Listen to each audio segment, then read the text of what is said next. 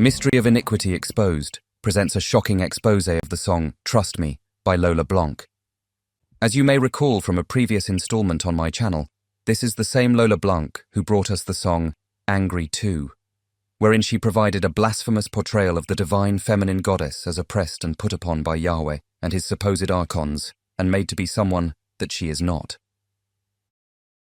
In this song, Trust Me, Lola Blanc doubles down on this theme, while simultaneously demonstrating 24 other high-level esoteric Gnostic themes as have been exquisitely exposed in my work.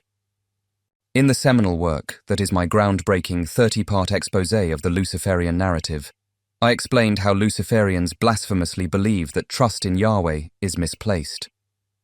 Thus, in this song, the goddess learns to defy Yahweh and flee from him. In doing this, the goddess proclaims, "What if I trust me?" To find yourself, trust yourself, or be yourself is one of many aliases and metaphors for Luciferian illumination and ascension. Inherent in this is the assumption that to do so, you must revoke your trust in Yahweh, whose values and law are blasphemously portrayed by occultists as being self-serving, oppressive, and tyrannical. I will now show you this striking and demonic short film by Lola Blanc, but first, so that you might understand it in proper esoteric context, I will briefly explain the esoteric themes found within. In this short film, the divine feminine goddess is portrayed as consort or wife to Yahweh. This is precisely analogous to the satanic 2017 movie titled Mother, starring Jennifer Lawrence and written and directed by Darren Aronofsky. You will recall that I opened my channel with an unprecedented esoteric exposé of this film. In the short film Trust Me by Lola Blanc, the goddess is portrayed with Yahweh in a house. The house represents our material world, or earth. To occultists, the divine feminine goddess, as the terrestrial earth goddess Gaia, is equivalent to the earth. In this short film, Yahweh is portrayed as Old Man White, which is one of the most common aliases for Yahweh, as the Gnostic demiurge. As such, Yahweh is portrayed as a grey-haired white male. Also in classic fashion, he is depicted as narcissistic, chauvinistic, patriarchal, oppressive, abusive, and tone-deaf with regard to the deep emotional dissatisfaction and despair of the terribly put-upon goddess. The goddess herself is portrayed with red hair, a classic aesthetic of the divine feminine goddess. She appears in green, the colour of Lucifer according to Fritz Springmeier and his Illuminati line of books.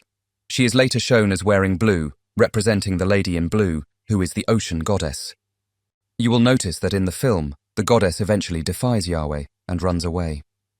According to the religion of Satan, this running away is metaphorically portrayed as exiting or leaving the house of Yahweh. It is to make the journey of descent or catabasis into the underworld realm. You learned previously from my groundbreaking underworld alias installment that a primary alias for the underworld realm is the abyss. Thus, it is no coincidence that in this blatant esoteric short film by Lola Blanc, the goddess is shown to open the door and run away from the house of Yahweh at the exact moment that she proclaims in the lyrics, "What if I fall into the abyss?" What if I fall into the abyss? What if I swim only just to miss? Keep in mind that according to Luciferians, the journey down is said to be the first path in the process of Luciferian enlightenment and ascension. Thus, in her defiance and escape, the goddess is portrayed as the lady in purple. Purple represents the merging of the opposites of red and blue, or the red and blue pillars of Freemasonry. You will notice that in the opening scenes of the film, the goddess is depicted in association with a separation of red and blue. It is only in her supposed illumination and escape that she is portrayed in a merging of red and blue, which is the colour purple. Also, do not forget that in simple gematria, the word purple equals 88, the signal code number for Luciferian ascension. Recall from my Underworld Alias series that another central alias of the underworld realm is the woods, forest, or wilderness. Thus, in this short film, the goddess is shown to flee to the wilderness, or woods. After reaching the end of her journey to the underworld abyss or wilderness, the goddess is shown to hit rock bottom. That is, she is shown cast down to the ground, in what I have defined as the fallen flat lay splat pose. You have previously learned that the descent into the underworld realm is conceptualized by occultists as a journey of spiritual or dimensional transit. You will also recall that occultists often portray dogs as a representation of Anubis, the psychopomp or mediator of dimensional transit. Thus, in this video, two dogs are depicted. This is in a way analogous to how two dogs were depicted in the opening scene of the music video for the song Poker Face by Lady Gaga, wherein the goddess was portrayed as rising up from the abyss. Thus, in the final moments of this highly esoteric short film, the goddess is portrayed, incredibly, as skinning herself out and emerging as the lady in black, covered, as she is, in the black goo. This skinning out of the goddess is as a snake shedding its skin. And as depicted in the esoteric imagery of the United Nations Security Council chamber mural, this skinning out by the goddess is ultimately shown to destroy the serpent and bring forth the merging of the two pillars, to bring together all opposites. You have also learned in my aliases for Catabasis installment that the downward journey is conceptualized as a journey into the dark or black goo. In alchemical terms, it is considered to be the negredo stage of the magnum opus, or alchemical great work. Altogether, this music video is merely one of thousands that cryptically proclaim the esoteric story of the Gnostic satanic pagan mystery religion. Virtually every mainstream pop culture song and music video is about this secret religion, yet the masses are near entirely unaware, deluded as they are by a programmed secular worldview, comfortable complacency, and normalcy bias. Please take note how this song, like so many others in pop culture media, provides a clear example of multi-layered metaphoric Luciferian aliases, including the alias of House as representing the material world or earth, running away as an alias of Catabasis, or leaving Yahweh. Yahweh himself is portrayed with the alias of Old Man White, and he is blasphemously presented as with the alias of the archetypal maniacal narcissist. The goddess escapes Yahweh's home through a dimensional door, an alias for ascension, and she is wearing purple, another alias for Luciferian ascension. Take note also how this song portrays the themes of the Luciferian abusive relationship narrative, which I previously exposed in my groundbreaking documentary of the satanic 2017 film Mother, and which I proceeded to break down in outlandish detail in my 30-part series exposé of the Luciferian narrative. Let us now analyze this music video, and I invite you to take note of the themes in light of the deep, esoteric insights just discussed. Please note that this installment will be published on my channel, Mystery of Iniquity Exposed, on both YouTube and Odyssey. For reasons that should be clear, the YouTube version will not include the music video. I encourage you to please view the Odyssey version of this installment to see the music video in full, as well as for additional high-level esoteric interpretive commentary. YouTube viewers, please view the featured music video on my Odyssey channel now. I do apologize for the obligatory inconvenience. In the music video, the goddess speaks of Yahweh's realm as being monochromatic, or in grayscale, with no color. This is a Luciferian alias for the spiritual restraint that is said to be inherent within Yahweh's profane realm. The goddess speaks of falling into the abyss as she exits the house as alias or metaphor for the profane material world realm. She proclaims, "What if the rose looks pretty, but the thorns cut me?"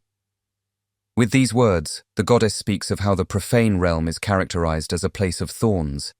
This is a biblical metaphor, as we will now discuss. In Isaiah 34, the prophet speaks of the religion of the land of Edom, which is the religion that I expose in my work. Indeed, it is the mystery of iniquity. In Isaiah 34, the prophet introduces whom occultists conceptualize as the divine feminine goddess.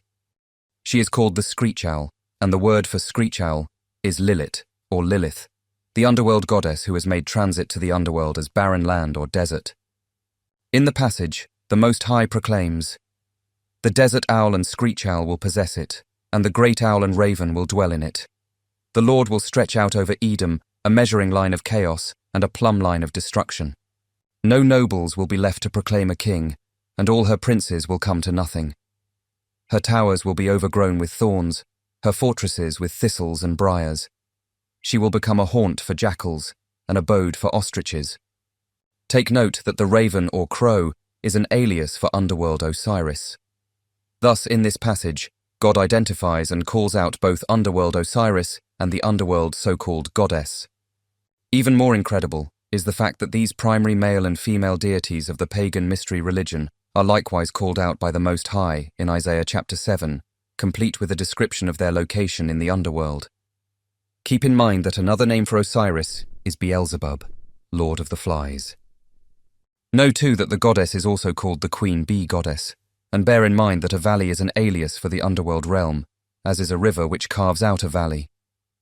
With these metaphors well in mind, consider Isaiah chapter 7, wherein the Lord proclaims through his prophet, "And it shall come to pass in that day, that the Lord shall hiss for the fly that is in the uttermost part of the rivers of Egypt, and for the bee that is in the land of Assyria. And they shall come, and shall rest all of them in the desolate valleys, and in the holes of the rocks, and upon all thorns, and upon all bushes." A wall is an alias or metaphor for the veil that separates our world from the underworld realm. In Proverbs 24:30, God speaks of how the wicked in their ignorance and vain imaginings do breach this veil in going down to the pit, and they find themselves within a field of thorns and nettles. Do not underestimate the power and critical importance of acknowledging the aliases and metaphors that I expose in my work. If you are naive regarding these biblical aliases and metaphors, then you will lack eyes that see the esoteric demonic religion that is cryptically encoded within the visuals and lyrics of popular culture media.